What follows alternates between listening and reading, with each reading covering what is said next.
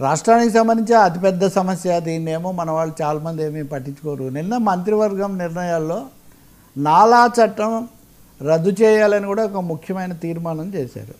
Non agricultural land assignment act, వ్యవసాయేతర భూములను ఎవరికి కేటాయించాలి అని అసలు ఆ చట్టమే ఎత్తిపడేసి ఇప్పటికే రాష్ట్రంలో దాదాపు 2 లక్షల ఎకరాలు రకరకాల కార్పొరేట్ల చేతుల్లో ఉన్నాయి.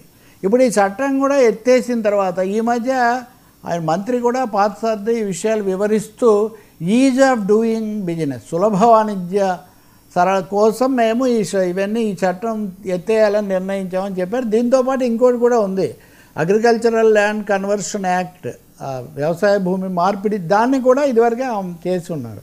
సో ఈ రెండింటి యొక్క ఉద్దేశం ఏంటి? భూమిని భారీగా విశృంఖలంగా కార్పొరేట్లకు వీళ్లకు కట్టబెట్టడమే కదా.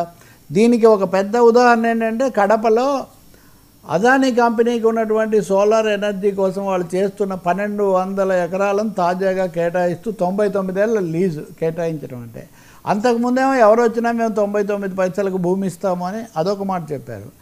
కరేడులో ఇండోసోల్ గురించి అది జరుగుతుంది. ఇప్పుడు